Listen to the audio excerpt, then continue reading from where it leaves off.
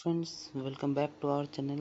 आज की वाले वीडियो में हम काफ़ी ही इम्पोर्टेंट टॉपिक को डिस्कशन करने वाले हैं, जो कि आपका क्लास 10th का हिस्ट्री का जो सब्जेक्ट है। हिस्ट्री के सब्जेक्ट में आप लोगों का चैप्टर 4 है, जिसका नाम है भारत में राष्ट्रवाद यानी नेशनलिज्म इन इंडिया।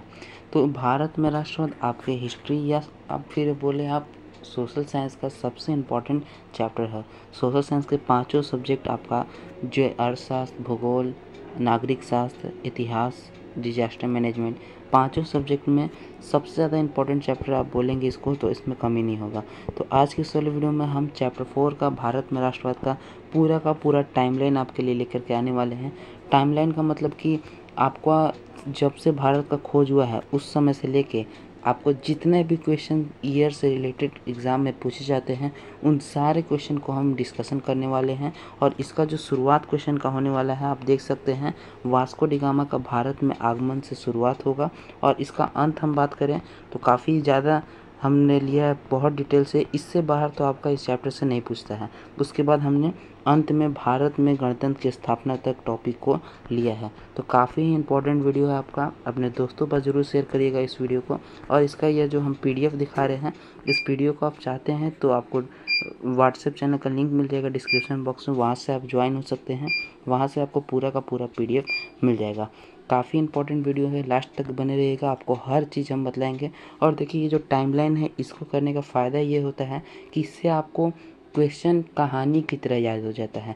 जैसे कहानी में हम लोग जानते हैं कि कोई स्टेप बाय स्टेप सब चीज़ पता चलता है कहानी में, तो हमको कहानी आराम से याद हो जाता है। तो हम उसी तरह से स्टेप बाय स्टेप भारत में जो जो चीज़ हुआ है उसके बारे में यहाँ पे डिस्कशन करने वाले हैं। काफ़ी इंपॉर्टेंट टॉपिक है, हम बहुत बार बता दिए आप लोग का, इसलिए वीडियो में आप लोग को लास्ट तक बने रहना है। तो चलिए हम लोग फटाफट से वीडियो की शुरुआत करते हैं। तो सबसे पहले हमारा जो क्वेश्चन है कि वास्को डी गामा का भारत में आगमन कब हुआ था, यानी वास्को डी गामा भारत कब आया था। तो आप लोग को ये क्वेश्चन तो मालूम होना चाहिए, काफ़ी बेसिक सा क्वेश्चन है कि वास्को डी गामा भारत आया था। इसका उसी समय भारत का समुद्री मार्ग का खोज हुआ था। कब हुआ था? तो 1498 ईस्वी में भारत के समुद्री मार्ग का खोज हुआ था। आप लोग को ये इसके बारे में मालूम होना चाहिए। बाकी आप लोग बहुत लोगों से सुने होंगे आप कि भारत का खोज कब हुआ, तो इसको भारत का खोज नहीं कहते हैं, क्योंकि भारत तो पहले से मौजूद ही था। भारत के समुद्री मार्ग का खोज हुआ था 1498 ईस्वी में, जिसकी खोज की थी वास्को डी गामा में। और अमेरिका का खोज हुआ था 1494 में। तो यह भी क्वेश्चन आपसे कभी कभी पूछ लिया जाता है, ठीक है। नेक्स्ट क्वेश्चन की ओर हम लोग बढ़ेंगे। नेक्स्ट क्वेश्चन आप लोग का है कि ईस्ट इंडिया कंपनी की स्थापना कब हुई थी। तो ईस्ट इंडिया कंपनी की स्थापना हुई थी 1600 ईस्वी में। इसमें आप लोगों को डाउट नहीं करना है। बहुत जगह आप देखिएगा 1608 लिखा रहता है, लेकिन वो सही नहीं है। आपके लिए 1600 ईस्वी 100% राइट क्वेश्चन है। उसके बाद हम लोग बात करते हैं, एक ब्रह्म समाज की स्थापना हुआ था। हम जैसा कि बताएं कि हर चीज़ हम आपको टाइम बाय टाइम बताने वाले हैं जो आपके एग्ज़ाम में पूछा जाता है। तो ब्रह्म समाज का स्थापना किया था किसने? तो ब्रह्म समाज का स्थापना किया था राजा राम मोहन राय ने। कब किया था? तो ब्रह्म समाज का स्थापना किए थे 1828 में। किसने किया था? तो राजा राम मोहन राय। इसके बारे में आपको 100% याद रखना है, काफ़ी ही इम्पोर्टेंट क्वेश्चन आपके एग्ज़ाम में पूछा गया है, ठीक। उसके बाद आपका है प्रथम स्वतंत्रता संग्राम कब हुआ था। प्रथम स्वतंत्रता संग्राम के बारे में आप क्लास 8 में डिटेल पूर्वक पढ़े होंगे पूरी तरह से। तो उसी प्रथम स्वतंत्रता संग्राम के बारे में यहाँ बात किया जा रहा है, जो कि आपका हुआ था 1857 ईस्वी में। इसी स्वतंत्रता संग्राम में झांसी की रानी ये सब भाग ली थी, ठीक है। प्रथम स्वतंत्रता संग्राम 1857 में हुआ। और 1857 में जैसे ही प्रथम स्वतंत्रता संग्राम हुआ तो उसके बाद ईस्ट इंडिया कंपनी जो है समाप्त हो जाएगा। अब बहुत सारे आप लोगों में से लोग बोलेंगे कि ईस्ट इंडिया कंपनी समाप्त हो गया। तो देखिए, हम आपको बतला दे रहे हैं, आप यदि नहीं जानते हैं तो ईस्ट इंडिया कंपनी एक कंपनी थी जो कि स्टार्टिंग में व्यापार करने के लिए, इनका कहना था कि हम भारत में केवल व्यापार करने के लिए आए हैं। और धीरे धीरे ये भारत को अपना गुलाम यानी अपना उपनिवेश बना लिया थे। तो 1600 ईस्वी से लेकर के 1857 ईस्वी तक भारत में जितना भी व्यापार, जितना उपनिवेशिक शासन था, वो ईस्ट इंडिया कंपनी के ही अंडर होता था। लेकिन जैसे ही प्रथम स्वतंत्रता संग्राम आया उसके बाद ब्रिटिश सरकार ने पूरी तरह से अपने हाथ में यह शासन ले लिया था। तो ईस्ट इंडिया कंपनी का समापन आपसे पूछा जाएगा कब हुआ था, तो प्रथम स्वतंत्रता संग्राम 1857 में हुआ था। तो उसके एक साल बाद यानी 1858 ईस्वी में ईस्ट इंडिया कंपनी के समापन हो गया। और ईस्ट इंडिया कंपनी का जैसे ही समापन हुआ तो फिर ब्रिटिश की रानी थी उस वक्त विक्टोरिया, उन्होंने यह आदेश पारित किया कि अब भारत पूरी तरह से अब डायरेक्ट ब्रिटिश सरकार के अंडर में आएगा, ना कि ईस्ट इंडिया कंपनी के अंदर में आएगा। यानी 1858 में ब्रिटिश सरकार का शासन यहाँ पे शुरुआत प्रत्यक्ष रूप से हो गया था। पहले से यह अप्रत्यक्ष रूप से था, ईस्ट इंडिया कंपनी के माध्यम से चला जाता था वो ब्रिटिश ही का यानी अंग्रेज़ों का ही था, लेकिन उसको शो नहीं किया जाता था। लेकिन जब प्रथम स्वतंत्रता संग्राम हुआ उसके बाद यह पूरी तरह से शो हो गया कि अब भारत पूरी तरह से अंडर में आ गया ब्रिटिश के। ठीक है, अब उसके बाद गांधी, इसी में एक टॉपिक है हमारा बीच में गांधी जी का जन्म के बारे में। तो गांधी जी का जन्म आप लोग को याद रखना जरूरी है, क्योंकि गांधी जी को तो भुला ही नहीं सकते हम लोग। तो गांधी जी का जन्म आप लोग को मालूम होना चाहिए 1869 ईस्वी में हुआ था। आप लोग में से कई लोगों को मालूम होगा कहाँ हुआ था, तो गुजरात के पोरबंदर नामक ग्राम में हुआ था। पूरा नाम मोहनदास करमचंद गांधी, पिता का नाम करमचंद गांधी, माता का नाम पुतलीबाई, नहीं, माता का नाम कस्तूरबा गांधी और पत्नी का नाम पुतलीबाई। तो यह सब बेसिक क्वेश्चन है, ये सब आपको याद रखना चाहिए। ठीक है, उसके बाद हम लोग बात करते हैं आपका आर्य समाज की स्थापना किया गया था। जिस तरह से ब्रह्म समाज था उसी प्रकार से आर्य समाज था, लेकिन ब्रह्म समाज का स्थापना किए थे राजा राम मोहन राय, और ये जो आर्य समाज आपका है इसका स्थापना किए थे स्वामी दयानंद सरस्वती। यह सब क्वेश्चन आप लोग को याद रखना होगा, क्वेश्चन पूछे जाते हैं। तो आर्य समाज का स्थापना कब हुआ था, तो 1875 ईस्वी में आर्य समाज का स्थापना किया गया था। किसके द्वारा किया गया था, तो स्वामी दयानंद सरस्वती के द्वारा किया गया था। ठीक, अब ब्रिटिश सरकार के हम लोग ब्रिटिश अंग्रेज के बारे में बात करें तो ब्रिटिश सरकार के हाथ में पूरी तरह से शासन आ गया था। तो अब एक थे प्रेस एक्ट लागू किया गया था, क्योंकि भारत में कुछ भी चीज़ को लेकर के कुछ भी चीज़ को लेकर के कोई भी बगावत करना रहता था तो प्रेस में छाप दिया जाता था। तो इसीलिए वह अंग्रेज़ों द्वारा एक प्रेस एक्ट लाया गया जिसका नाम रखा गया वर्नाकुलर प्रेस एक्ट। अब वर्नाकुलर प्रेस एक्ट के बारे में हम आपको थोड़ा सा बतला दे रहे हैं। वर्नाकुलर प्रेस एक्ट के माध्यम से पूरा जो सरकार था, मतलब पूरा जो पेपर कंपनी था, उसको दो भागों में बांट दिया गया। ठीक, कितने भागों में, दो भागों में। पहला था एंग्लो इंडियन नाम था, पहला का नाम था एंग्लो इंडियन और दूसरा का नाम था हिंदी करके ऐसे ही नाम था। ठीक, तो जो दो भागों में बांटा गया समाचार पत्र को, तो यह जो हिंदी समाचार पत्र था, जो हम लोग का समाचार पत्र था, उसको जितना भी अधिकार प्राप्त था वह सारा अधिकार समाप्त कर दिया गया। यानी कि कुछ भी छापेगा हिंदी समाचार पत्र तो अंग्रेज़ों के मन से ही छापेगा, जो भी अंग्रेज कहेंगे वही छापना होगा, अपना मन से कुछ भी नहीं छाप सकता है। और ये जो एंग्लो था, एंग्लो जो कि ब्रिटेन द्वारा स्थापित किया गया था, इसको सारा अधिकार प्राप्त था कि यह कुछ भी अपने पेपर में छाप सकते हैं। लेकिन हिंदी समाचार पत्र को यह सब अधिकार नहीं प्राप्त था, क्योंकि हिंदी समाचार पत्र में ही कोई भी मीटिंग बुलाना रहता था या फिर कोई विद्रोह करना रहता था, तो हिंदी समाचार पत्र के माध्यम से ये लोगों को इकट्ठा किया जाता था। इसलिए वो ब्रिटिश सरकार द्वारा वर्नाकुलर प्रेस एक्ट लागू किया गया। और किसने लागू किया गया यह भी पूछा जाता है, तो लॉर्ड लीटन ने लागू किया था। कब किया था, तो 1878 ईस्वी में, 1878 ईस्वी में। ठीक, अब प्रेस एक्ट पे तो रोक लगा दिया इन लोग। उसके बाद अब देखा इन लोग कि अब यहाँ पे देख रहे हैं कि हर कोई पास अपना अपना हथियार है, मतलब जो मन करे वो हथियार लेके घूम रहा है। तब जाके एक एक्ट लगाया गया आर्म्स एक्ट। आर्म्स एक्ट भी यही लॉर्ड लीटन ही लगवाया था। इसके अंतर्गत यह था कि कोई भी अपने मर्जी से हथियार अपने पास नहीं रख सकता है। यह कब लागू हुआ, तो उसके जस्ट एक साल बाद यानी 1879 ईस्वी में यह जो आर्म्स एक्ट है यह लागू हो गया। ठीक, तो वर्नाकुलर प्रेस एक्ट और आर्म्स एक्ट आपको ढंग से याद रखना है, क्योंकि इन दोनों के बारे में एग्जाम में पूछा जाता है। बाकी वर्नाकुलर प्रेस एक्ट के बारे में आपको आगे चल के भी कुछ चैप्टर 7-8 में पढ़ना है। ठीक है, अब उसके बाद फिर आया आप लोग का इल्बर्ट बिल। इल्बर्ट बिल क्या है भाई, तो इल्बर्ट बिल जो था यह भारतीयों के पक्ष में था। भारतीयों के पक्ष में था, क्यों था, तो वह इस प्रकार से था कि इल्बर्ट बिल के माध्यम से, यानी इल्बर्ट बिल के अंतर्गत यह था कि किसी भी कोई भी जज है किसी भी प्रकार का कानूनी कार्रवाई कर सकता था। पहले यह नियम था कि केवल अंग्रेज ही भारत वाले पर कोई भी मुकदमा चलेगा तो उसका जज मतलब उसका अदालत में अंग्रेज ही लोग उसका सुनवाई करेंगे।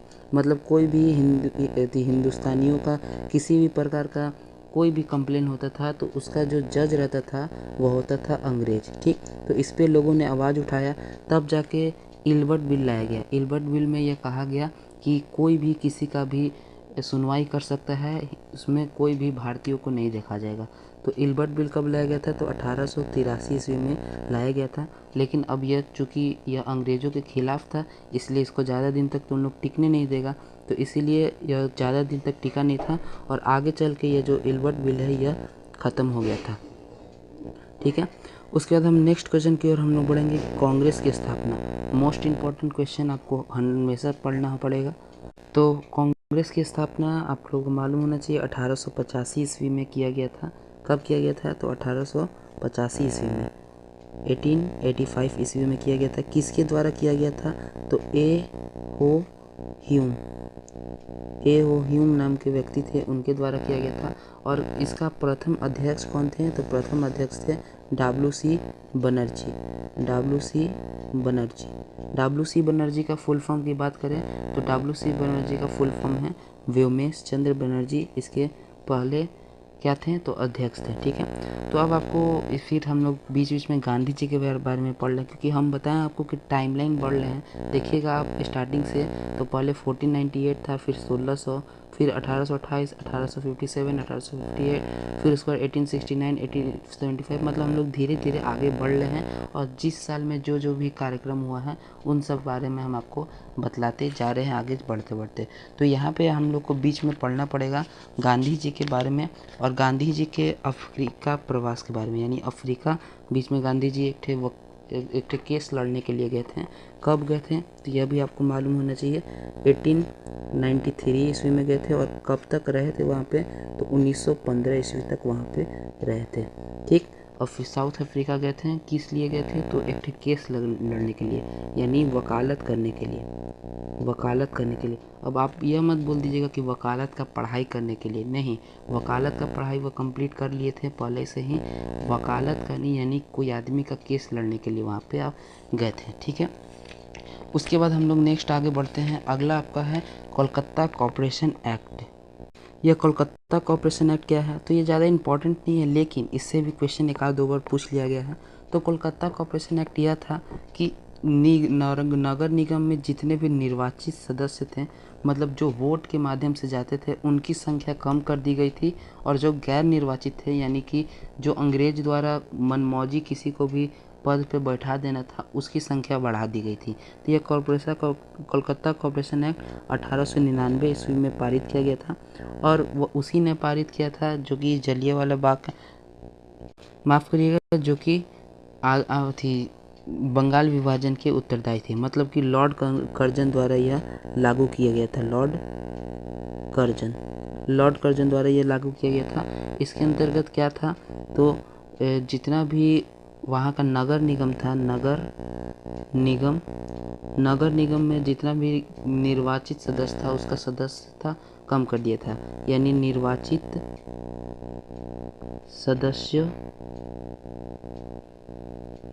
सदस्यों की संख्या क्या कर दिया गया था? तो कम कर दिया गया था। और जितना मनोनीत थी, यानी खुद से अपने पद पर बिठाने था, उसका संख्या को बढ़ा दिया था। यही था कोलकाता कॉरपोरेशन एक्ट। इसके बारे में भी आपको थोड़ा सा जानना चाहिए। उसके बाद तो आप लोग को बंगाल विभाजन के बारे में मालूम होना चाहिए। बंगाल विभाजन कब हुआ था? तो बंगाल विभाजन हुआ था 20 जुलाई 1905 ईस्वी को। 20 जुलाई 1905 ईस्वी को हुआ था। इसका उत्तरदायी कौन था? मतलब कौन करवाया था? तो वही करवाया था लॉर्ड कर्जन इनके उत्तरदायी थे। Lord Curzon. ठीक, बंगाल विभाजन किस आधार पर किया गया था? यह भी आपको मालूम होना चाहिए। तो बंगाल विभाजन धर्म के आधार पर किया था।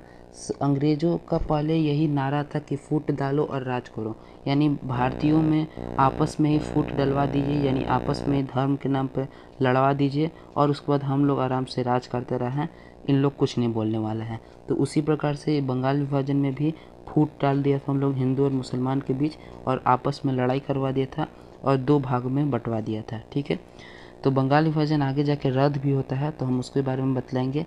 उसके बाद 1905 तक का हमारा कार्यक्रम हो गया। 1906 में क्या हुआ था, तो 1906 में हुआ था मुस्लिम लीग की स्थापना। काफ़ी इंपॉर्टेंट क्वेश्चन यह भी है कि मुस्लिम लीग की स्थापना कब हुई थी, तो 1906 ईस्वी में मुस्लिम लीग की स्थापना हुई थी। ठीक है, उसके बाद फिर आप लोग का एक कानून आया था, इंडियन प्रेस एक्ट। अब आप सोचिएगा कि पहले तो एक एक्ट आ ही गया था, अब कैसे इंडियन प्रेस एक्ट आ गया। तो इसमें इंडियन प्रेस एक्ट में था कि जितना भी उत्तेजित लेख यानी लोगों को भड़काने वाला जितना भी जो भी व्यक्ति लेख छापेगा उसके विरुद्ध में कार्रवाई कर दिया जाएगा। ठीक, यह कब आया था इंडियन प्रेस एक्ट, तो यह आया था 1910 ईस्वी में। यह ज़्यादा इम्पोर्टेंट नहीं है, लेकिन अब जो क्वेश्चन है यह इसी प्रकार के क्वेश्चन को उठाया जा रहा है थोड़ा डीपली जा करके, इसलिए आपको इन सब क्वेश्चन पे ध्यान देना चाहिए। अब आप लोग को सबसे इम्पोर्टेंट दिन आता है, सबसे इम्पोर्टेंट ईयर आता है 1911। 1911 में ही आपका आयोजित हुआ था दिल्ली दरबार, साथ ही में बंगाल विभाजन भी इसी में रद्द हुआ था और दिल्ली को राजधानी भी इसी में दिल्ली को राजधानी भी बनाया गया था इसी में। ठीक, तो दिल्ली दरबार कब लगा था भाई, तो 1911 ईस्वी में लगा था दिल्ली दरबार। बंगाल विभाजन रद्द कब हुआ था, 1911 में हुआ था और दिल्ली को राजधानी कब घोषित किया गया था, तो 1911 ईस्वी में ही घोषित किया गया था। तो यह आप लोग को मालूम होना चाहिए। ठीक, अब उसके बाद आपका है 1913 की बात। 12 में कोई खास नहीं, कुछ क्वेश्चन पूछे जाते हैं। 1913 में गद्दर पार्टी की स्थापना की गई थी। कब, तो 1913 ईस्वी में। किसके द्वारा किया गया था भाई, तो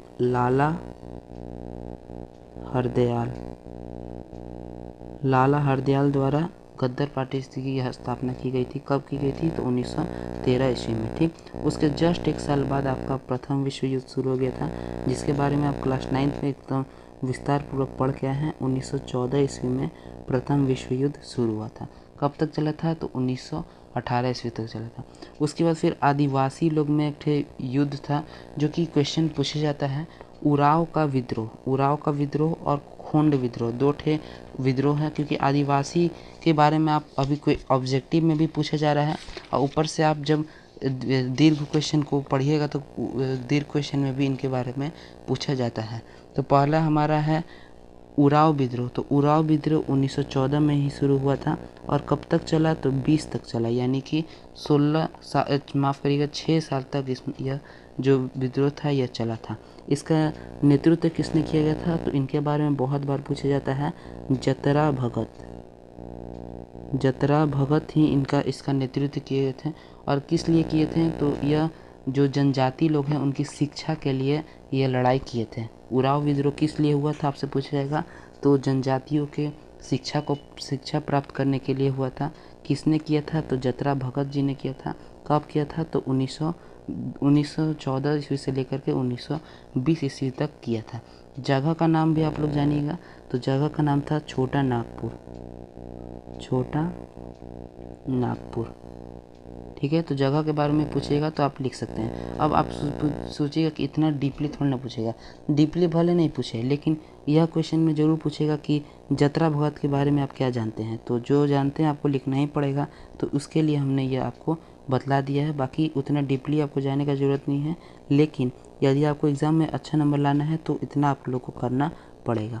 ठीक है, उसी साल हमारा एक हुआ था खोंड विद्रोह।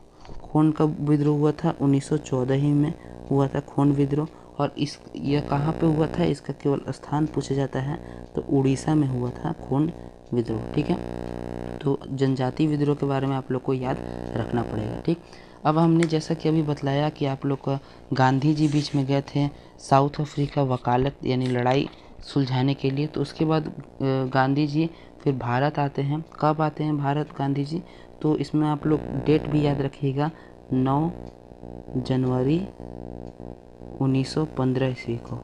9 जनवरी 1915 ईस्वी को आते हैं गांधी जी भारत।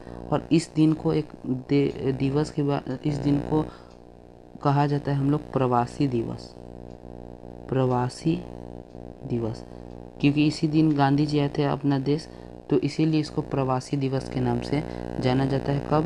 तो 9 जनवरी 1915 ईस्वी को। फिर गांधी जी आते हैं तो 1915 ही में इन्होंने साबरमती आश्रम की स्थापना की थी। अब इस क्वेश्चन में भी बहुत जगह लड़ाई हुई रहता है कि 1915 में किए थे तो 1916 में किए थे, लेकिन जो हम जानते हैं और जो सही है वह यही है कि 25 मई 1915 ईस्वी को गांधी जी ने साबरमती आश्रम की स्थापना की थी। अब कितने लोग, कोई लोग चिल्लाते रह जाएंगे, लेकिन आपको इससे आगे पीछे नहीं होना है, यही सही क्वेश्चन है और यही आपको मान्यता भी है, तो इसलिए आपको इसके लिए टेंशन नहीं लेना है, इसी का आंसर लिखना है। ठीक है, उसके बाद फिर है एक क्वेश्चन है जो पूछा नहीं जाता है लेकिन हम लिख लिए हैं एक्स्ट्रा में कि काशी हिंदू विश्वविद्यालय की स्थापना कब हुई थी, यानी BHU की स्थापना कब हुई थी, तो 1916 ईस्वी में हुई थी BHU की स्थापना। ठीक, अब आप सोचिएगा कि हम टाइम पास के लिए इस क्वेश्चन को लिए हैं, तो टाइम पास के लिए नहीं लिए हैं भैया, क्योंकि आपने चंपारण आंदोलन के बारे में तो पढ़ा ही होगा। चंपारण आंदोलन का जो नेतृत्व करता थे, यानी जो मेन व्यक्ति थे, राजकुमार शुक्ल जिनका नाम था, आप लोग को याद रखना होगा, राजकुमार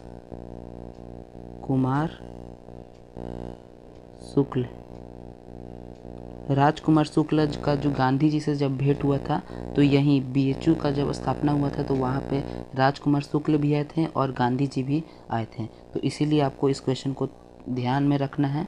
क्वेश्चन में नहीं पूछा जाता है, लेकिन राजकुमार शुक्ल से भेंट कब हुआ यह जरूर आपसे पूछा जाएगा। और उसी साल यानी 1916 ही में हुआ था लखनऊ अधिवेशन। 1916 में आपको हम बतला दे रहे कि जब से कांग्रेस स्थापित हुआ था तब से लेकर भारत की आज़ादी तक हर वर्ष अधिवेशन होता था, यानी एक जगह पे मीटिंग होता था। जैसे आपने नाम सुना होगा लाहौर अधिवेशन, नागपुर अधिवेशन, लखनऊ अधिवेशन। तो अधिवेशन का मतलब यही कि प्रत्येक वर्ष कांग्रेस का जहाँ मीटिंग होता है उसी के नाम पर अधिवेशन लिख दीजिए। जैसे लखनऊ में मीटिंग हुआ था तो उसका नाम लखनऊ अधिवेशन रख दिया गया है।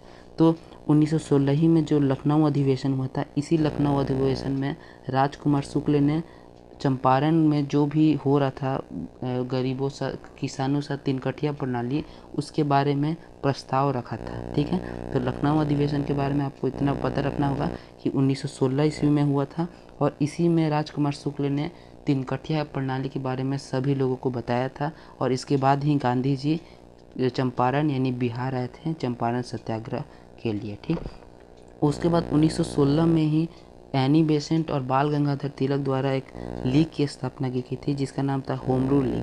कब किया गया था? तो 1916 ही ईस्वी में। 1916 ईस्वी में किसके द्वारा किया गया था? तो एनी बेसेंट द्वारा, एनी बेसेंट व बाल गंगाधर तिलक, बाल गंगाधर तिलक। अब आप सोचिएगा कि एक के जगह से दो आदमी काहे लड़ा भैया?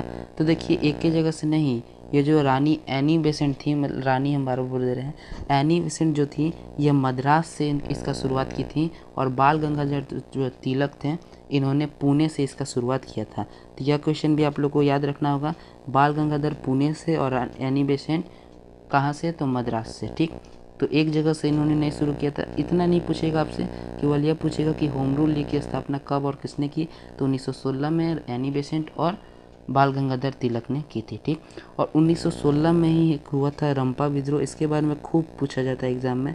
रंपा विद्रोह कब हुआ? तो 1916 ईस्वी में हुआ। तो 1916 ईस्वी में बहुत सारा चीज़ हुआ था, एक बार फिर हम देख लेंगे।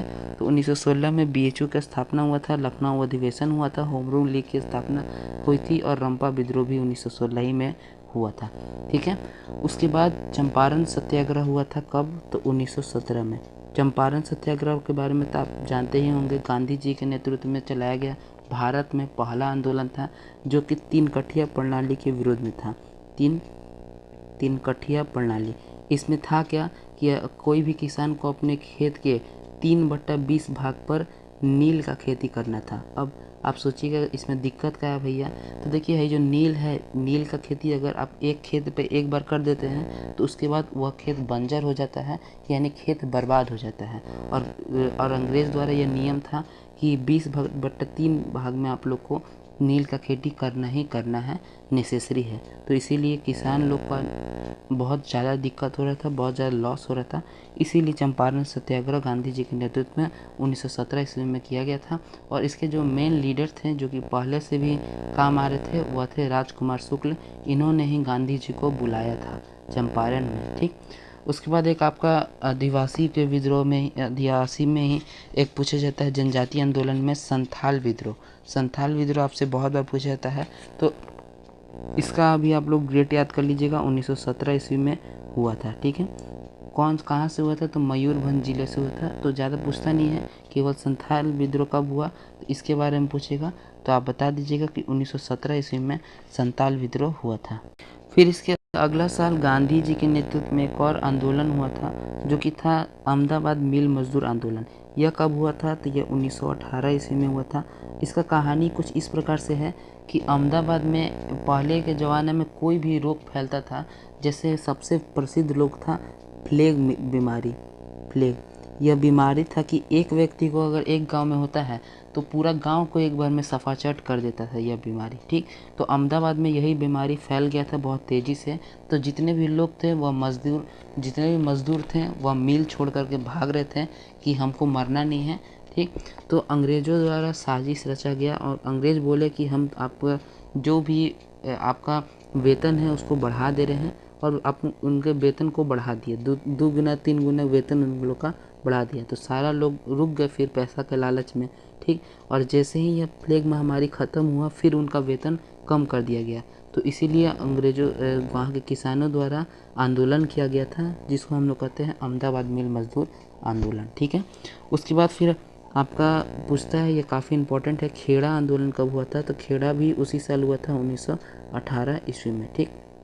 तो 1917 से 1918 के बीच में गांधी जी द्वारा काफ़ी छोटे मोटे आंदोलन किए गए थे, मतलब काफ़ी छोटे मोटे सत्याग्रह किए गए थे। तो खेड़ा भी उसी में से एक है, 1918 ईस्वी में हुआ था। और आप पढ़े होंगे तो प्रथम विश्व युद्ध का भी अंत 1918 ईस्वी में ही हुआ था। तो यह भी आप लोग को याद रहना चाहिए, ठीक।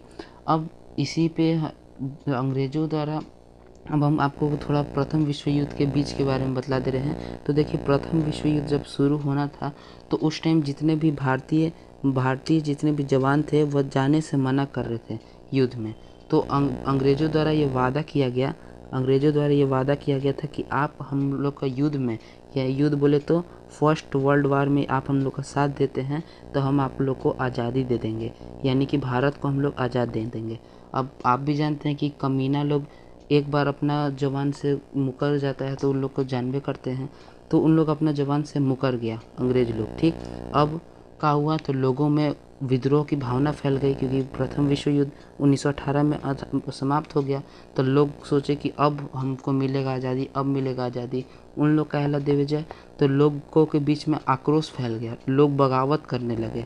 तब जाके भाई सर सिडनी लॉरेट एक आदमी था, उसके नेतृत्व में एक्ट लाया गया जिसको हम लोग कहते हैं रॉलेट एक्ट ला दिया सब। अब रॉलेट एक्ट क्या है, तो इस रॉलेट एक्ट के अंतर्गत कोई भी व्यक्ति को अमान्य साक्ष्य के आधार पर, यानी जब मन करे केकरो गिरफ्तार हम कर देंगे। कब लाया गया था रॉलेट एक्ट, तो रॉलेट एक्ट लाया गया था आप लोग का 21 तारीख को, 21 मार्च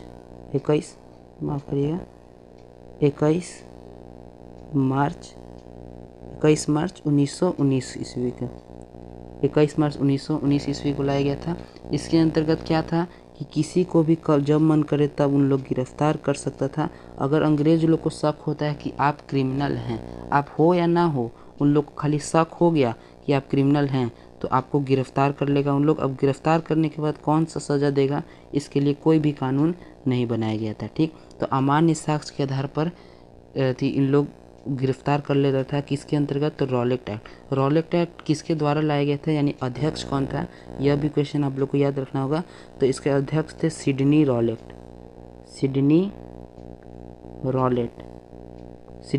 इसके अध्यक्ष थे, ठीक। तो जब अब राइसन इतना ख़राब कानून लाएगा तो जाहिर सी बात है कि लोगों के अंदर बगावत फैलेगा और बगावत का लहर उठेगा।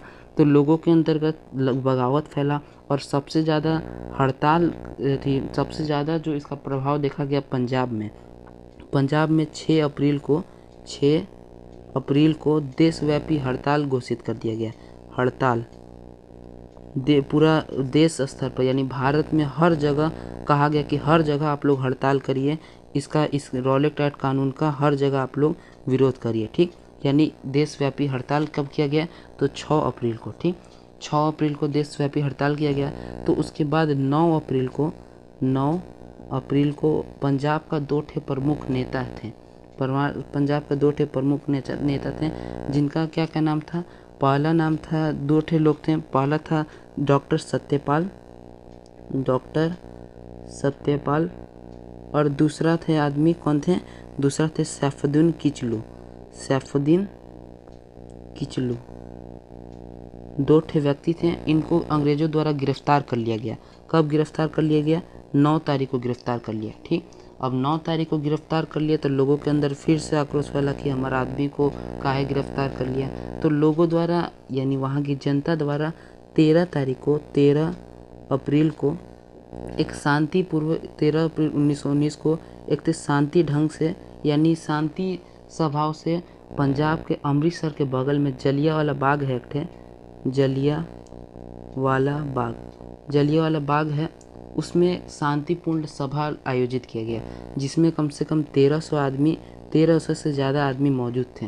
लोग खाली यह सोच रहे थे कि किस तरह से हम लोग डॉक्टर सत्यपाल मलिक और सैफुद्दीन किचलू को छुड़ा सकते हैं। बस इसी के लिए एक सभा आयोजित किया गया था। लेकिन वहीं पे आ जाता है पंजाब का जनरल ओ डायर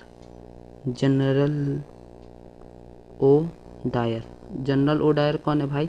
तो जिस प्रकार से अभी डीएम होते हैं उसी प्रकार से उस समय का वह डीएम था जनरल ओ डायर। आके जलियांवाला बाग को चारों तरफ से घेर लेता है। अभी तो फिल्म भी बना दिया गया है इस पे, केसरी चैप्टर 2 फिल्म भी बना दिया गया है। इस जलियांवाला बाग हत्याकांड के बारे में बहुत डिटेल पूरा फिल्म बनाया गया है। बहुत अच्छा फिल्म बनाया गया है। यदि आप इस चैप्टर को पढ़ने के बाद उस फिल्म को देखते हैं तो आपको पूरी तरह से वो फिल्म समझ में आ जाएगा। ठीक, तो जलियांवाला बाग के बारे में बात करें तो यह गोलाकार का भाग था जिसमें एक गेट इधर था मेन गेट और एक गेट पीछे के रास्ते से इधर था। बीच में एक कुआं था, यहाँ स्टेज था। ठीक, तो हुआ क्या? तो यहाँ पे लोग यहाँ पे बैठे थे। लगभग 1300 की आबादी में लोग यहाँ पे बैठे थे और यहाँ पे लोग मीटिंग कर रहे थे। यही मीटिंग कर रहे थे कि किस प्रकार से हम डॉक्टर सत्यपाल मलिक और सैफुद्दीन किचलू को बचा सकते हैं, यानी छुड़ा सकते हैं अंग्रेज से। तभी वहाँ से आ जाता है कौन? तो जनरल ओ डायर। यहाँ से जनरल ओ डायर रहता है और ये चारों तरफ से इस जलियांवाला बाग को घेर लेता है और यहाँ यह जो गेट है इसमें ताला लगा देता है। ठीक, और बिना सोचे समझे बिना वार्निंग दिए ये अंधाधुंध फायरिंग चालू कर देता है। वहाँ जितने भी लोग थे एक भी लोग जिंदा नहीं बचते हैं। जो भी लोग वहाँ पे जान बचाने के लिए यह जो कुआं था इस कुएं में कूदने लगे कि किसी प्रकार से हमारा जान बच जाए, लेकिन कोई भी नहीं जिंदा बचता है। बोला जाता है कि एक व्यक्ति उसमें से जिंदा है। अब इसका कोई प्रमाण नहीं है, लेकिन अब उसके बारे में हम नहीं जानते। लेकिन जलियांवाला बाग में यही हुआ था।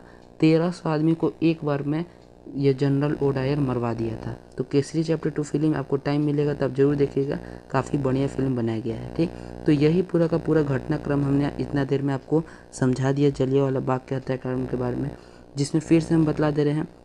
प्रथम विश्व युद्ध हुआ तो अंग्रेजों द्वारा कहा गया कि आप हम लोग को सैनिक दे दीजिए, हम आपको आज़ादी दे देंगे। ठीक, इसी लालच में आकर सभी नेताओं ने सैनिक भेज दी, यानी सभी लोगों ने जाकर के प्रथम विश्व युद्ध लड़ा। फिर जैसे ही प्रथम विश्व युद्ध 1918 में समाप्त होता है तो अंग्रेज अपना बात से मुकर गया। ठीक, अंग्रेज अपना बात से मुकर गया तो लोगों के बीच में आक्रोश फैला। तो वहाँ माफ़ करिएगा, सर सिडनी रॉलेट की अध्यक्षता में एक रॉलेट एक्ट लाया गया। कब लाया गया? तो 21 मार्च 1919 को रॉलेट एक्ट लाया गया, जिसके अंतर्गत किसी भी व्यक्ति को अमान्य साक्ष्य के आधार पर हम लोग गिरफ्तार कर सकते थे। ठीक, तो इसीलिए पूरे देश भर में देशव्यापी हड़ताल आयोजित किया गया 9 अप्रैल को और माफ़ करिएगा 6 अप्रैल को, और 9 अप्रैल को अंग्रेज़ों द्वारा पंजाब के 2 प्रमुख नेता डॉक्टर सत्यपाल और सैफुद्दीन किचलू को गिरफ्तार कर लिया गया। अब जैसे ही इन लोगों को गिरफ्तार किया गया तो वहाँ की जनता द्वारा 13 अप्रैल 1919 को अमृतसर के बगल जलियांवाला बाग में एक सभा बुलाया गया जिसमें 1300 से ज़्यादा व्यक्ति मौजूद थे। वहाँ पे शांतिपूर्ण सभा चल ही रही थी, तब तक वहाँ का जनरल ओ डायर ने आकर के अंधाधुंध गोली बरसा दी और वहाँ मौजूद सारे लोगों की मौके पर ही मौत हो गई। इसी को हम लोग जलियांवाला बाग के बारे में, हत्याकांड के बारे में जानते हैं। ठीक, काफ़ी लंबा हमने खींच लिया जलियांवाला बाग हत्याकांड के बारे में, लेकिन हम आशा करते हैं कि इतना में तो आप लोग को समझ में आ गया होगा जलियांवाला बाग हत्याकांड के बारे में। ठीक, फिर उसके बाद 1919 में ही एक हुआ था आंदोलन, खिलाफत आंदोलन। कब हुआ था भाई? 1919 में। इसका क्या था, तो यह इसका जो नाता था यह था तुर्की से जुड़ा। तुर्की का जो क्योंकि प्रथम विश्व युद्ध तुरंत समाप्त हुआ था 1918 में। ठीक, तो 1919 में यह वारदात हुआ। क्या हुआ था इसमें? तो प्रथम विश्व युद्ध में अमेरिका द्वारा तुर्की पर कब्जा कर लिया गया। ठीक, तुर्की पर क्या कर लिया गया? कब्जा कर लिया गया। तो तुर्की में जो साम्राज्य था उस वक्त, साम्राज्य का नाम था ऑटोमन साम्राज्य। ऑटोमन साम्राज्य, ठीक, ऑटोमन साम्राज्य। तो इस ऑटोमन साम्राज्य का जो शासक होता था वह पूरा विश्व भर के इस्लामिक संसार यानी जितने भी मुस्लिम लोग थे उनका मसीहा कहलाता था, ऑटोमन साम्राज्य का शासक।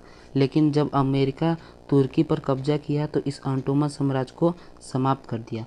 अब ऑटोमन साम्राज्य को समाप्त करने का मतलब कि मुस्लिम लोग के मसीहा को समाप्त कर दिया।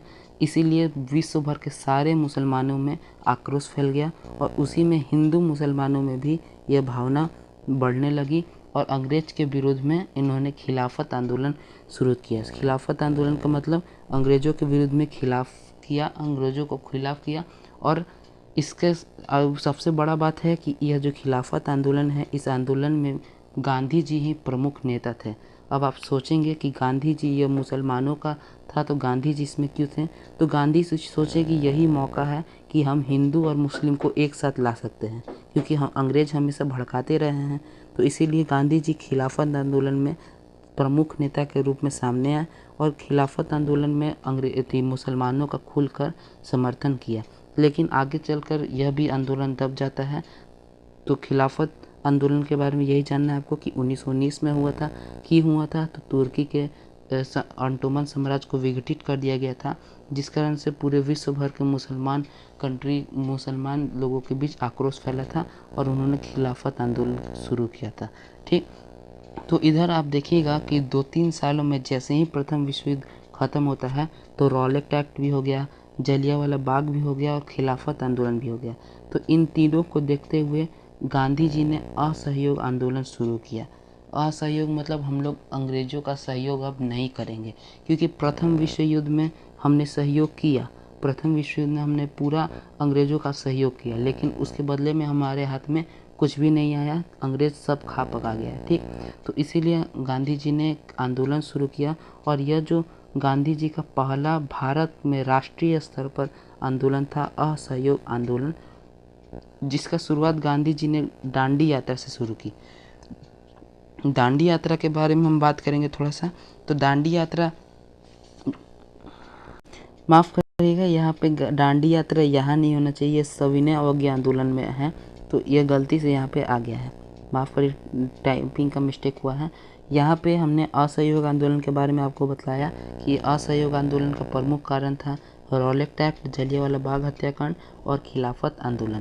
तो असहयोग आंदोलन इसीलिए हुआ था गांधी जी द्वारा। कब हुआ था?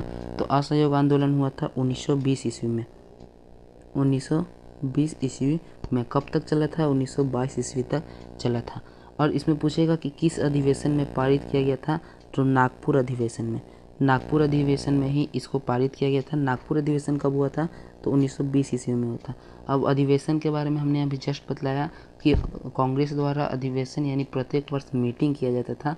तो नागपुर में जब मीटिंग हुआ 1920 में, इसी में ही असहयोग आंदोलन का प्रस्ताव पारित किए थे गांधी जी।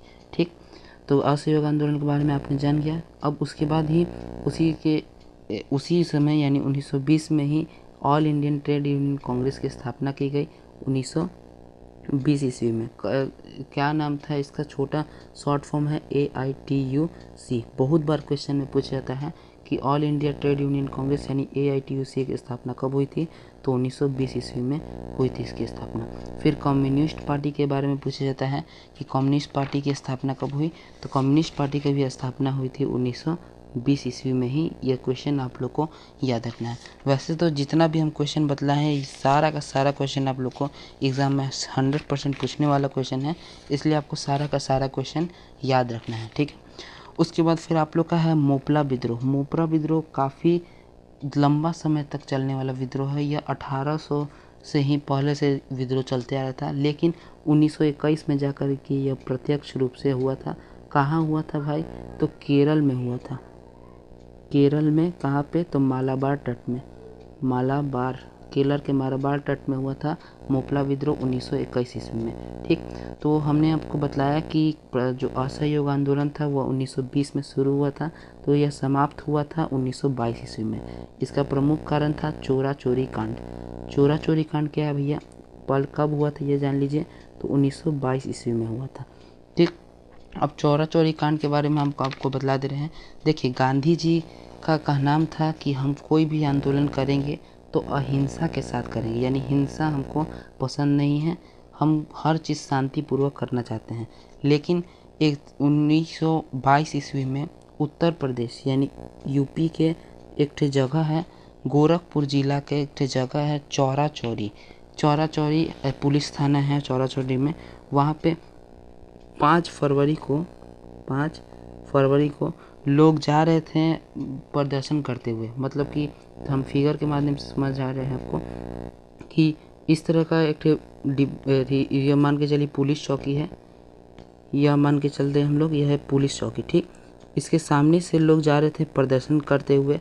इसका नाम क्या है पुलिस चौकी का? चौरा चौरी थाना।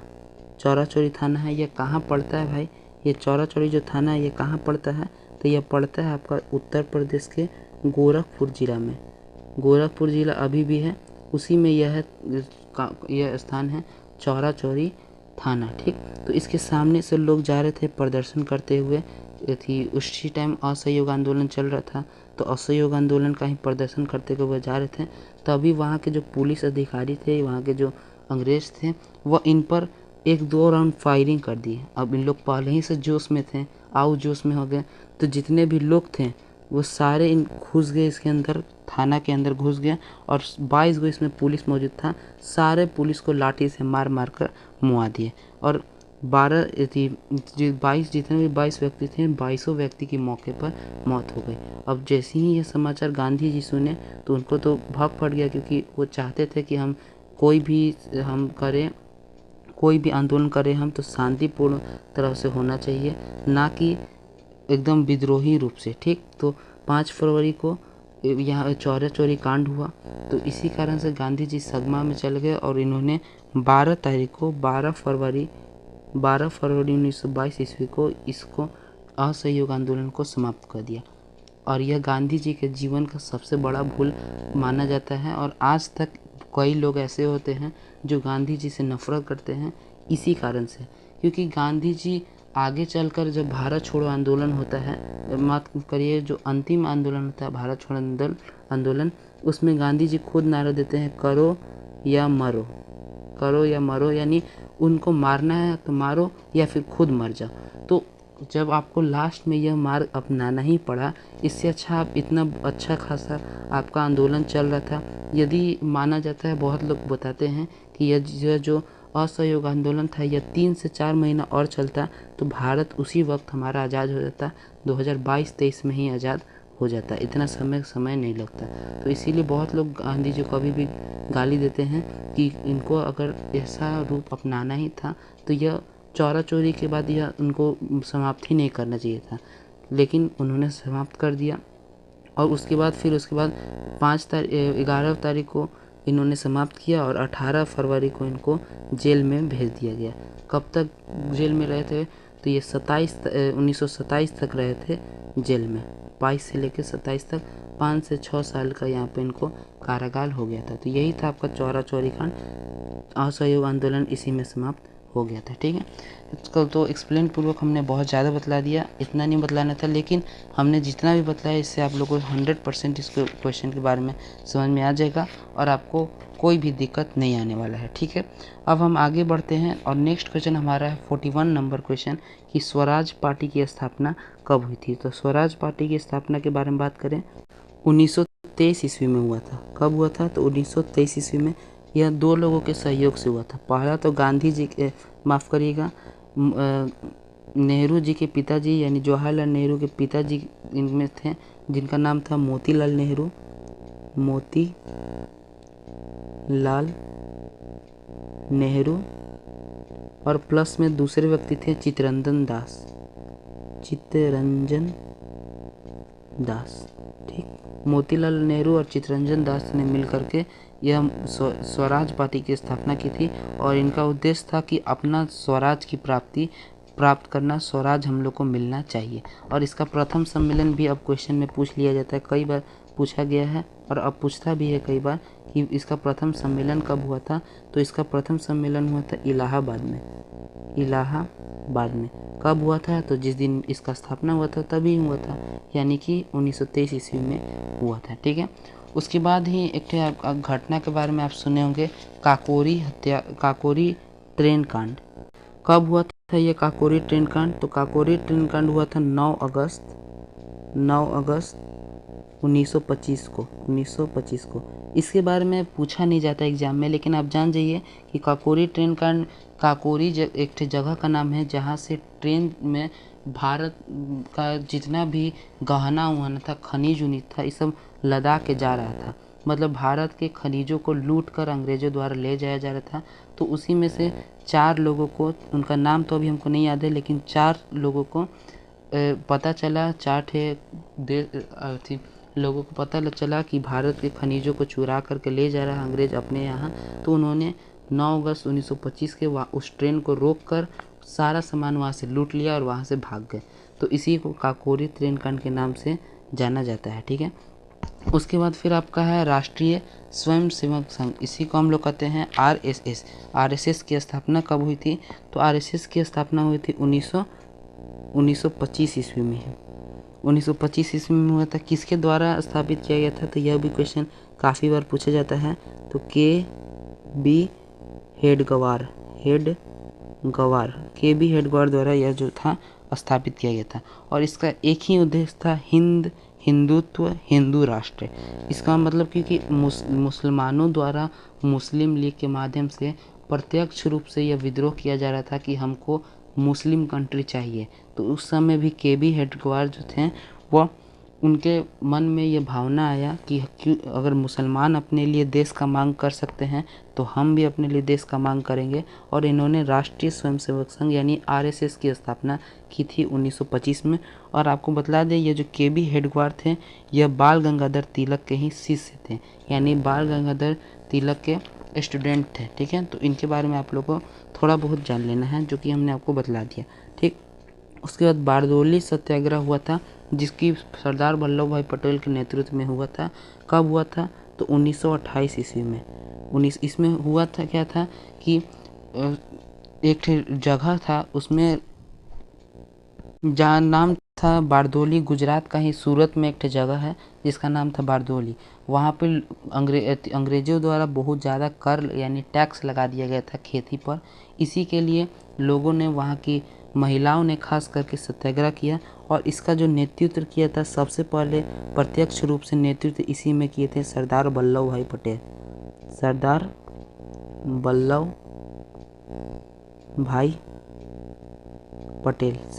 भाई पटेल के नेतृत्व में यह किया गया था। और इसी में वहाँ की जो बारदौली की महिलाएं थी, इसी सत्याग्रह के बाद वल्लभ भाई पटेल को सरदार का उपाधि दी और इसी के बाद सरदार के नाम से इनको जाना जाने लगा था। बाकी इनका मेन नाम वल्लभ भाई पटेल है, लेकिन वहाँ बारदौली की महिलाओं ने इनको सरदार की उपाधि दी थी और इनको सरदार वल्लभ भाई पटेल के नाम से कहा जाने लगा। ठीक, तो अब उसके बाद हम लोग 28 में चल रहे हैं। 28 के बाद चलते हैं 29 में, साल 1929 में। तो 1929 में हम बात करें क्या हुआ था, तो 1929 में आप लोग का हुआ था विश्वव्यापी आर्थिक मंदी।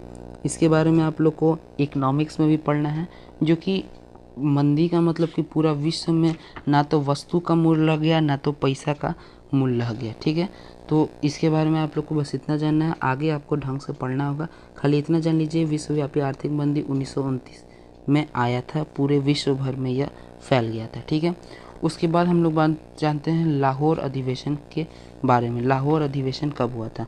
तो लाहौर अधिवेशन भी हुआ था 1929 ईस्वी में। कहाँ हुआ था? तो जगह का नाम ही है लाहौर, तो लाहौर में हुआ था। ठीक, उसके बाद क्वेश्चन आपका नेहरू रिपोर्ट। तो देखिए, आपको इसके बारे में कहानी बता दे रहे कि नेहरू रिपोर्ट के बाद पीछे क्या कहानी है, क्या है नेहरू रिपोर्ट। तो देखिए, भारत का उस समय जो तत्कालिक, पहले तो बता दे रहे आपको कि नेहरू रिपोर्ट कब की बात की जा रही है। तो यह बात की जा रही है 1928 ईस्वी के बारे में। ठीक, 1928 ईस्वी के बारे में बात की जा रही है।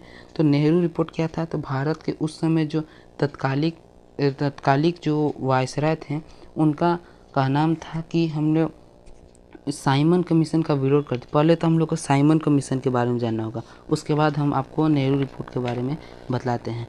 तो साइमन कमीशन क्या था? तो साइमन कमीशन एक ठे कानून था, जो कि रॉलेट एक्ट जब बना था, जब पारित हुआ था, तब ब्रिटिश सरकार ने यह घोषणा किया था कि हम 10 वर्षों के बाद इसमें सुधार लाएंगे। यानी जो भी इसमें कमी रह गया है रॉलेट एक्ट में, जो कि 1919 ईस्वी में आया था, तो उसमें जो भी कमी रह गया है हम इसमें सुधार करेंगे और 10 साल के बाद इसको फिर से लागू करेंगे। लेकिन 10 साल से पहले ही 1927 ईस्वी में ही उन लोगों ने, यानी कि अंग्रेज़ों ने एक ठे कमीशन बैठाया, इंडियन एक्सक्यूटिव कमीशन, यानी साइमन कमीशन भी इसको हम लोग कहते हैं। इसको बैठाया और साइमन कमीशन कानून बनाया, जिसमें 7 गो सदस्य था और सातों के सातों ब्रिटेन के ही सदस्य थे। तो लोगों ने सोचा कि अरे भाई, हमारे हित में काम कर रहे हो, भारत के हित में काम कर रहे हो, तो एक ना एगो सदस्य तो भारतीय होना चाहिए ना। सातों सदस्य थोड़ा ना वहीं के हो जाएंगे, ब्रिटिश के सदस्य हो जाएंगे। तो लोगों के दिमाग फिर ठनका कि फिर इन लोग राहनी करने आ रहे हैं, मतलब कि इन लोग कुछ काम धंधा नहीं करेगा, केवल 100 पीस के लिए आ रहा है। तो 1927 ईस्वी में यह जो कानून था यह बन गया था। लेकिन यह भारत कब आया, मतलब भारत में लागू होने के लिए कब आया? तो भारत में लागू होने के लिए यह आया 3 फरवरी 1928 ईस्वी को। नवंबर 1927 में इसका निर्माण हो गया था, लेकिन यह भारत नहीं आया था। भारत कब आया? 3 फरवरी 1928 में। तो जैसे ही यह भारत में मुंबई पहुंचा, तैसे ही इसका जो स्वागत है काला झंडा से लोग करने लगे, साइमन गो बैक का नारे लगाने लगे, ईटा पत्थर फेंके लगे, मतलब पूरी तरह से बगावत कर दिए। क्यों बगावत किए? क्योंकि इसमें 7 गो सदस्य था और सातों के सातों अंग्रेजी ही सदस्य थे, यानी कि इन लोग भारत के हित में कुछ नहीं करने आ रहा था, केवल ढोंग करने आ रहा था। तो इसी विद्रोह में लाला लाजपत राय भी शामिल थे और लाला लाजपत राय को लाठी से मार के सब मुआ दिया था। लाला लाजपत राय, इनके बारे में आपको जानना होगा। लाला लाजपत राय भी इसी 3 फरवरी 1928 को साइमन कमीशन का विरोध कर रहे थे। उसी वक्त इनके सिर पर काफ़ी तेज चोट लगा था और उनकी मृत्यु हो गई थी। तो साइमन कमीशन कब आया भारत में, यह आपको याद रखना है, 3 फरवरी 1928 को आया था। ठीक है, उसके बाद साइमन कमीशन के बारे में हमने आपको बतला दिया। साइमन कमीशन का लोगों ने बहिष्कार किया। ठीक, जैसे ही साइमन कमीशन का 1928 में बहिष्कार किया गया था, तब उसी वक्त वहाँ के भारत के जो वायसराय थे, जो सचिव थे, उनका नाम था ब्रिकन हैंड। उन्होंने कहा कि आप लोग यदि आप लोग साइमन कमीशन का विद्रोह कर रहे हैं, तो आप लोग हमको ऐसा कानून बतलाइए जिसके जो हम लोग भारत में लागू कर सकते, लेकिन कोई भी अगर एक भी व्यक्ति उसका विद्रोह करेगा भारत में, तो हम उस कानून को हटा देंगे। तो इसी पर मोतीलाल नेहरू ने नेहरू रिपोर्ट तैयार किया। ठीक, नेहरू रिपोर्ट तैयार किया 1928 में। कि नेहरू रिपोर्ट में बहुत सारा बात रखा गया था, लेकिन एक वर्ग यानी एक ठे व्यक्ति द्वारा इसको सहमति नहीं प्राप्त हुई। भारत के अंदर ही ऐसा फूट डाला गया था अंग्रेजों द्वारा कि भारत के लोग ही आपस में एकजुट नहीं थे। जैसे ही नेहरू रिपोर्ट पारित किया गया तैसे ही एक व्यक्ति ने इसका बगावत कर दिया और वहाँ से फिर से ये जो नेहरू रिपोर्ट था ये रद्द हो गया, क्योंकि अंग्रेज पहले ही बोले थे कि अगर एक भी व्यक्ति इसका हम बगावत करता है तो यह हम लोग लागू नहीं करेंगे, तुम लोग को पहले ही वैसे ही रहना पड़ेगा जैसे पहले रहते थे। तो नेहरू जी ने रिपोर्ट तैयार किया था जिसका नाम था नेहरू रिपोर्ट, लेकिन यह भी सक्सेस नहीं हो पाया, इसको भी ख़राब कर दिया गया। ठीक है, फिर उसके बाद भगत सिंह द्वारा असेंबली पर बम फेंका गया था। आपको मालूम होना चाहिए कब फेंका गया था, तो 1929 ईस्वी में फेंका गया था। 1929 ईस्वी में असेंबली पर बम फेंका गया था। और इसके अंतर्गत शामिल कौन कौन लोग थे, यही लोग तो हमारे देश के संत हैं। नाम याद रखिएगा, भगत सिंह, राजगुरु और तीसरे व्यक्ति थे राजगुरु सुखदेव। इन्होंने असेंबली पर बम फेंक दिया था। असेंबली बोले तो आज हमारे जैसे पार्लियामेंट यानी संसद है, उसी प्रकार से पहले असेंबली होता था। और इन तीनों ने मिलकर असेंबली पर बम फेंक दिया था और आगे जा कर के 1931 ईस्वी में इनको फांसी के फंदे पर चढ़ा दिया गया था, यानी इनको मार दिया गया था। ठीक है, तो यह असेंबली पर बम कब फेंका गया था, ये आपको एग्ज़ाम में पूछेगा तो आप बता दीजिएगा कि 1929 में फेंका गया था। किसके द्वारा फेंका गया था, तो भगत सिंह, राजगुरु और सुखदेव द्वारा भेजा गया था। ठीक है, तो इधर बीच 10 सालों से किसी भी प्रकार का बड़ा आंदोलन नहीं हुआ था। तो 1930 में गांधी जी फिर एक आंदोलन लेकर के आते हैं, सविनय अवज्ञा आंदोलन। ठीक, सविनय अवज्ञा आंदोलन जिसका शुरुआत करते हैं दांडी यात्रा। दांडी यात्रा क्या है, तो भारत में पहले कानून था नमक कानून का मतलब कि भारत में नमक जो भी व्यक्ति बनाते थे, समुद्र के किनारे रहने वाले व्यक्ति, उनको नमक पे भी टैक्स देना पड़ता था। अब नमक पे टैक्स तो आज भी दिया जाता है, लेकिन आज तो कोई बगावत नहीं कर सकता है। देखो, भारत में अभी भले ही कहा जा रहा है कि लोकतंत्र है, लेकिन जनता का हाथ पैर सब सरकार द्वारा बंधा गया है। सरकार जैसे चलाएगा वैसे ही जनता करेगा, क्योंकि हमारा जो ऐसा सिस्टम है, हमारे यहाँ के जो लोग हैं वो बगावत करने वाले है ही नहीं।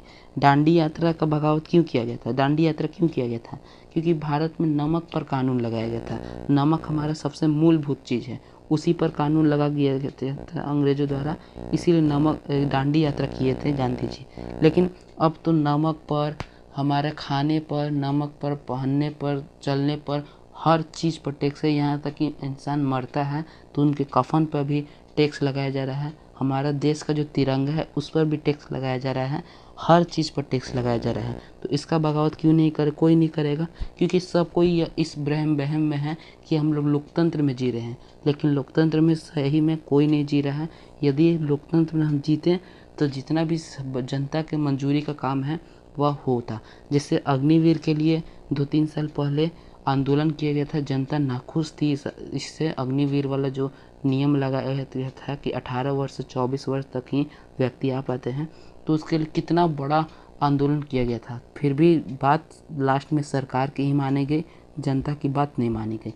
भारत में आप कोई भी आसपास में देखिएगा कि अनशन पे बैठे हैं लोग या फिर भूख हड़ताल कर रहे हैं, तो उसका कोई फ़ायदा नहीं होता है, क्योंकि हम लोग लोकतंत्र में नहीं जी रहे हैं, सब सरकार के अंडर में है, हम लोग कुछ नहीं कर सकते हैं।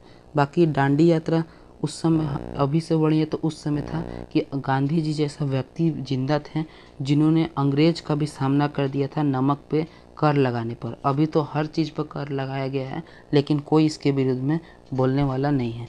तो दांडी यात्रा के हम लोग बात करते हैं, तो अंग्रेज़ों द्वारा नमक पर कानून लगाया गया था। तब गांधी जी सोचे कि ऐसे कैसे हो सकता है, नमक सबसे मेन चीज़ है, इसी पर थोड़ा ना कानून हम लगने देंगे। तो गांधी जी ने अपना जहाँ पे रहते थे यानी साबरमती आश्रम से लेकर के एक जगह था जिसका नाम था दांडी तक एक यात्रा किए थे, जिसको हम लोग कहते हैं दांडी यात्रा, जिसमें जो कि 250 किलोमीटर का दूरी था। इसमें 78 अनुयायी यानी 78 इनके शिष्य भाग लिए थे, और ये 78 लोग साबरमती से लेकर के दांडी तक 250 किलोमीटर पैदल जा कर के दांडी में समुद्र में नमक बनाए गांधी जी अपने हाथ से और नमक कानून को भंग कर दिए। तो यह दांडी यात्रा कब शुरू हुआ था, यह पूछा जाएगा आपसे एग्जाम में। तो दांडी यात्रा 12 मार्च को शुरू हुआ था, 12 मार्च को। और कब ख़त्म हुआ था, यानी कब पहुँचे थे, तो 5 अप्रैल को यह पहुँच गए थे। 5 अप्रैल को वहाँ पे पहुँच गए थे दांडी में, और 6 अप्रैल को यह नमक कानून को भंग कर देते हैं, यानी नमक बना करके नमक कानून भंग कर देते हैं। और उसी वक्त से ये जो सविनय अवज्ञा आंदोलन है यह शुरुआत हो जाता है। ठीक, अब उसके बाद सविनय अवज्ञा आंदोलन हो गया। तो सविनय अवज्ञा आंदोलन हुआ तो फिर लोगों में जोश जल गया। जैसे असहयोग आंदोलन में लोग पूरा खुल के समर्थन कर रहे थे, उसी प्रकार से सविनय अवज्ञा आंदोलन में भी खुल के समर्थन कर रहे थे। और लोगों ने सोचा कि इस बार तो हमारा जो क्रांति, इस बार जो हमारा भारत है आज़ाद होकर ही रहेगा। लेकिन गांधी का वहाँ उस समय जो भारत का वायसराय था वह था लॉर्ड इरविन। तो गांधी जी से लॉर्ड इरविन ने समझौता करने के लिए मान लिया। उन्होंने कहा कि 5 मार्च 1931 को दिल्ली में समझौता किया गया था। इसको ही हम लोग दिल्ली समझौता के नाम से भी जानते हैं। तो 5 मार्च 1931 को गांधी और इरविन के बीच समझौता होता है कि इरविन कहता है कि हमारा जब गोलमेज सम्मेलन होगा, गोलमेज सम्मेलन ब्रिटेन में होता था, तो कहा गया कि गोलमेज सम्मेलन होगा तब आप हमारे सामने प्रस्ताव रखिएगा, तब हम आपके प्रस्ताव को मान लेते हैं। अभी के लिए आप इस युद्ध को, यानी इस असविनय अवज्ञा आंदोलन को रोक दीजिए। तो गांधी जी रोक भी देते हैं, फिर अंग्रेज़ों के बात में आ जाते हैं और गांधी जी सविनय अवज्ञा आंदोलन को रोक देते हैं। फिर जब गोलमेज सम्मेलन के लिए ब्रिटेन उनको बुलाया जाता है, तो ब्रिटेन में उनसे कोई बात ही नहीं करता है, मतलब उनको वैल्यू नहीं दिया जाता है, कोई भी उनका बात सुना ही नहीं जाता है, बोलने का मौका ही नहीं दिया जाता है। फिर वहाँ से गांधी जी जब आते हैं ब्रिटेन से, तो फिर लोगों से कहते हैं कि चलिए फिर से हम लोग विद्रोह करते हैं। तो अब आप ही बतलाइए, एक बार असहयोग आंदोलन हुआ, तो उसमें भी गांधी जी पहले ताड़ पे चढ़ा दिए, यानी पहले एकदम पूरा हाइप क्रिएट कर दिए कि इस पर हम लोग को मिल जाएगा, लेकिन फिर उसको बंद कर दिए। फिर सविनय अवज्ञा आंदोलन शुरू किए, इसमें भी पूरा हाइप क्रिएट किए कि इस बार हम लोग जीत जाएंगे, इस बार हम लोग को मिल जाएगा आज़ादी। फिर गांधी जी ही रुकवा देते हैं। तो अब एक बार जनता रुक गया, 2 बार मान गया, तो फिर जब मन करे तब थोड़ा गुलाम थोड़ा ना जनता बैठा है कि जब मन करे तब इनके बात में आ जाएगा। तो फिर उतना जोश नहीं जीता और ये जो सविनय अवज्ञा आंदोलन है ये पूरी तरह से 1934 में समाप्त हो गया। ठीक, इसी बीच में गांधी जी और भीमराव अम्बेडकर के बीच पुनः समझौता होता है 1932 ईस्वी में। यह भी आप लोग को याद रखना है। अब ज़्यादा क्वेश्चन नहीं है, बस 10 आपको क्वेश्चन और बचे हैं। ठीक, फिर उसके बाद अखिल भारतीय किसान सभा का गठन कब हुआ था, तो 1936 ईस्वी में हुआ था अखिल भारतीय किसान सभा का गठन, और इसके नेतृत्व किए थे स्वामी सहजानंद सरस्वती ने। ठीक, फिर उसके बाद फॉरवर्ड ब्लॉक सुभाष चंद्र बोस द्वारा एक संस्था स्थापित किया गया था, जो कि 1939 में इसका गठन किया गया था, फॉरवर्ड ब्लॉक के बारे में। द्वितीय विश्व युद्ध का भी शुरुआत 1939 में हुआ था, और भारत छोड़ो आंदोलन 1942 में शुरू हुआ था, और इसी में भारत छोड़ो आंदोलन में ही करो या मरो का नारा दिए थे गांधी जी। आपको क्लास 10th में भारत छोड़ो आंदोलन के बारे में उतना डिटेल पूर्वक नहीं बतलाया गया है, केवल असहयोग आंदोलन और सविनय अवज्ञा आंदोलन के बारे में बतलाया गया है। ठीक, फिर उसके 1945 में द्वितीय विश्व युद्ध समाप्त हो जाता है। जब भारत छोड़ो आंदोलन होता है तो ये काफ़ी चरम सीमा पर बैठ जाता है, तो इसीलिए कैबिनेट मिशन का स्थापना किया जाता है अंग्रेज़ों द्वारा 1946 ईस्वी में, कैबिनेट मिशन। इसके बाद ही संविधान सभा का गठन किया जाता है 1946 में ही, और भारत उसके बाद जाकर के आपका 1947 में आज़ाद बोले आप, या फिर भारत का विभाजन भी आप बोल सकते हैं। गांधी जी का मृत्यु हो जाता है 1948 में, जस्ट 1 साल बाद। संविधान बनाने का कार्य पूरी तरह से पूर्ण 26 नवंबर को हुआ था, 26 नवंबर 1949 को। और संविधान भारत में गणतंत्र यानी संविधान लागू कब हुआ था, तो 26 जनवरी 1950 में भारत को गणतंत्र लागू हुआ। तो इस तरह से कुल 63 40 क्वेश्चन 63-70 क्वेश्चन हम लोग लाए थे, जो कि हमने हर क्वेश्चन का आपको डिटेल पूर्वक बतला दिया। आशा करते हैं कि आपको सारा का सारा समझ में आ गया होगा। इसका आपको चाहिए होगा टाइमलाइन का पूरा PDF, तो व्हाट्सएप चैनल से जुड़ जाइएगा। कोई डाउट रहता है तो आप कमेंट करके पूछ लीजिएगा। और इसी प्रकार से आपको जिस भी सब्जेक्ट में जिस भी टॉपिक पे वीडियो चाहिए तो आप कमेंट करके पूछ सकते हैं, हम ज़रूर बतलाएंगे। इस वीडियो को बनाने में काफ़ी मेहनत लगा, इसलिए आप अपने दोस्तों के पास इस वीडियो को जरूर शेयर करिएगा। चैनल पर नए हैं तो चैनल को सब्सक्राइब कर लीजिए।